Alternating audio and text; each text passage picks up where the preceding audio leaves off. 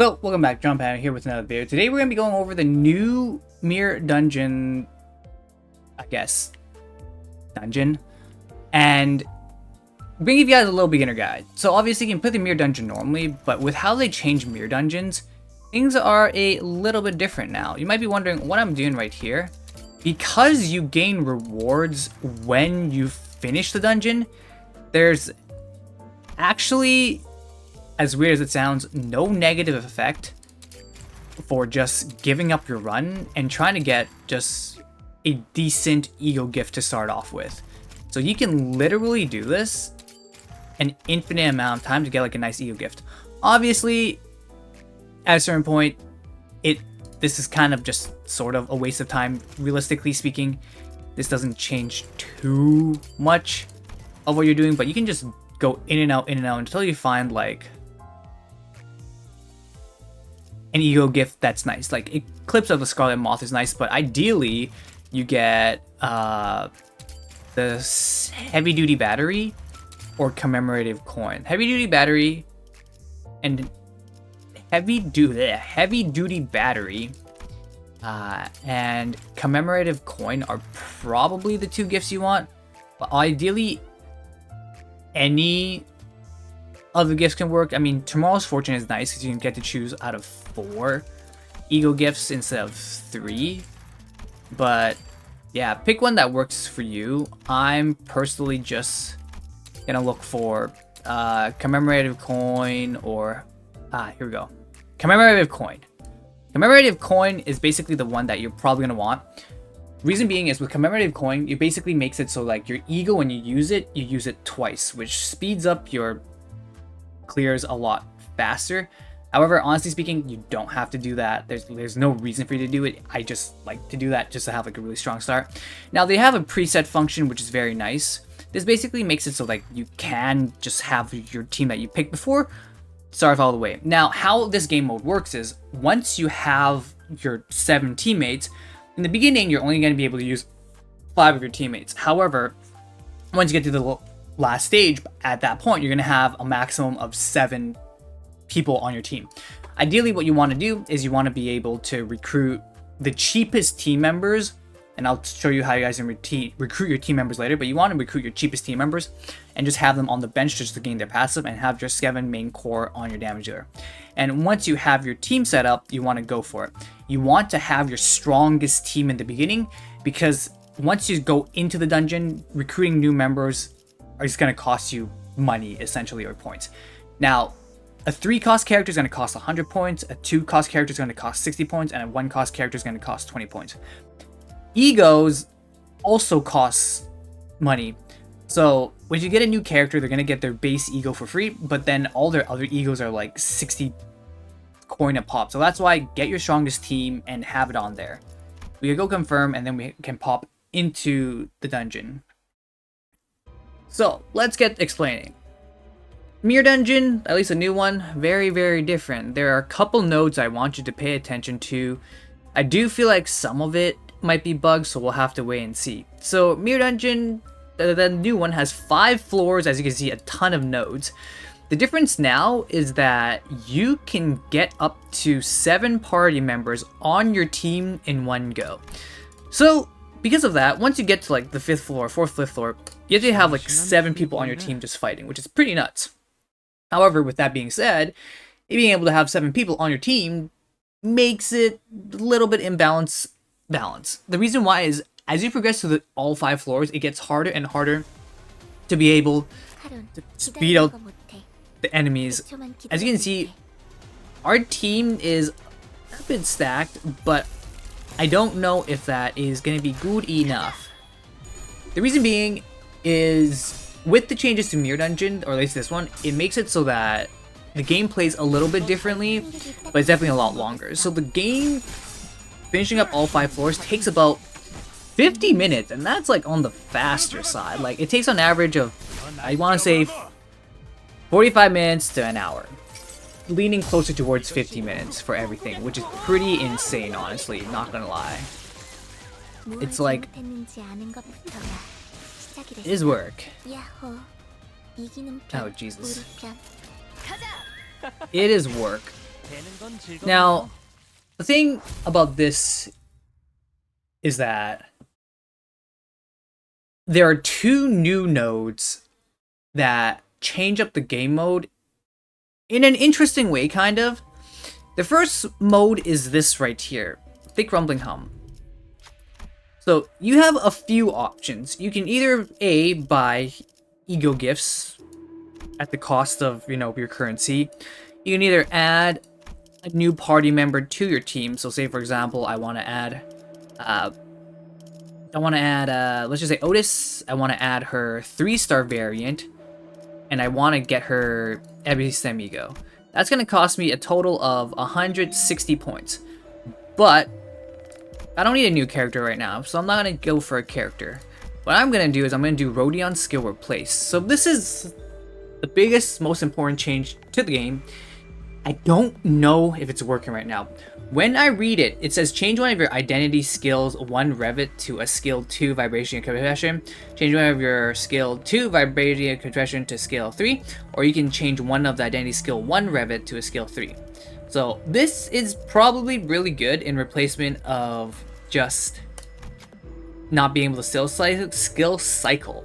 But the question is, does it work? The reason why I'm asking does it work is because I've done that with Sinclair, Heathcliff, Ryoshu, and also now Rodion.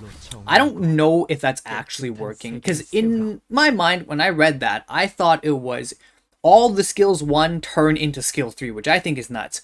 But I think it's only one of your skill 1 turns into skill 3. So technically you have 3 skill 1s, 2 skill 2s, and 1 skill 3. So what that technically means is Rodion, now one of her skill 1 goes to skill 3. So now we have 2 skill 2s, 2 skill 3s, 2 skill 1s is what my interpretation of that is. But I don't know, we'll have to wait and see. Oh yeah, we also have this bad boy. We want to be doing this because we have the commemorative coin. Commemorative coin just basically allows us to ego spam out the wazoo. As you can see, Telepole gonna be doing work. 318. Nice.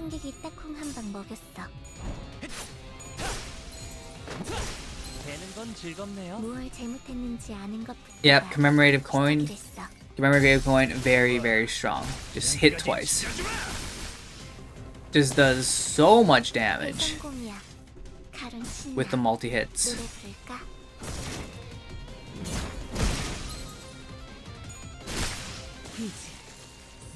Vars, ooh, look at that. 1 turn clear.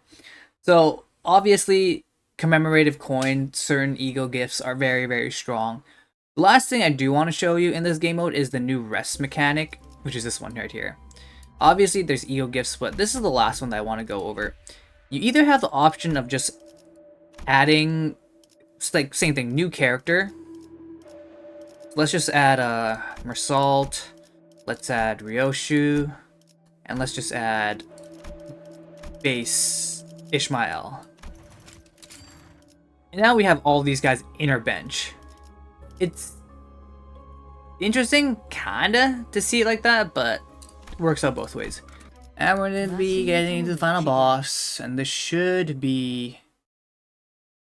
keyword be easy, but I could be wrong. Now the final boss is a little bit harder. We'll take a look. The boss is just not weak to anything. Alright, lovely. Well, this is keyword, ram, body. It's all body, so multi-hits aren't gonna do much, so you want to do single hit damage skills. And if that's the case, this one will... No, that one should be first.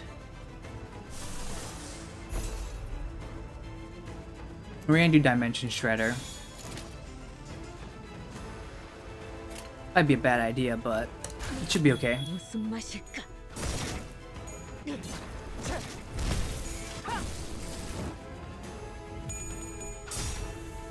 Oh, it's bad.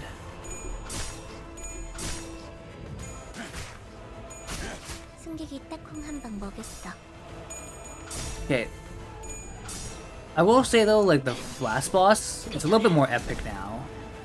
무얼 잘못했는지 We have like a better scenic background, so it's like something that I can appreciate. Oh, geez, look at the damage. If you get hit, you really get hit.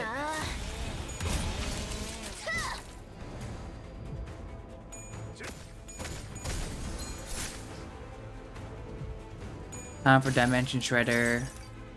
다음 세상으로 넘어가려면 자, 여기구나. 97. And it's down.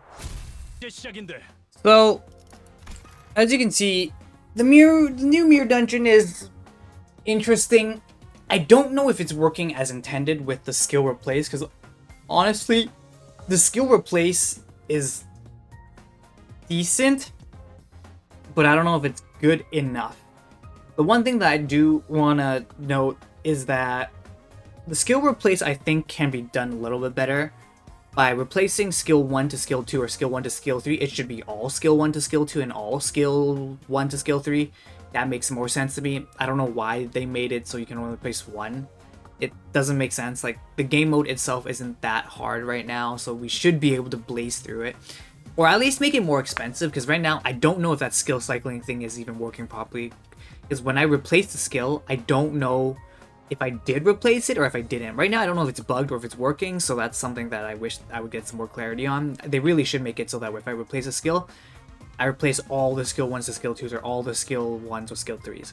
Now, the other thing to note, or even better, what they should do is they should make it so that you can get rid of the skill 1s, or make it so that I can pick which character I want to replace the skill for, so that way I can make it so that Sinclair, I can get rid of all 3 of his skill 1s, and then that way he's only stuck with skill 2s and skill 3s. Like, I think that would be a better model. So that's like definitely just one thing that they can change. The second thing that they can change, honestly, is like a skip function. I would really love a skip function right now. It's just, this takes so much time. It's like 40 minutes to an hour just to like go through this mirror dungeon. And my last little critique before I forget, when it comes to team building, I want to say that there should be a way for this to cost things. I think they should follow in Arknights, where instead of being able to just have your 7 strongest character on the team in the get-go, they should make it so you have like a limited cost. They should make it so, let's just say for example, you have, I don't know, a cost of 500 instead of just have the strongest players on your team. That way, if you have only like say 500 points, you can only have a maximum of 5 3-cost characters on your team. Or do you balance it out and make it so that you have, you know, 2 3-star characters and 4 2-star characters, or a combination of 1-star characters? I feel like that would be better for team building. But outside of that, obviously outside of fixing the amount of time it takes to do the dungeon, fixing the amount of, well, skill replacing, giving us more options to fix how we can choose how we replace our skills, and last but not least, making it easier, not easier, making it faster. Those are like my biggest things. Anyways, that's basically the video. John Panio signing out. I'll see you guys later. Bye for now.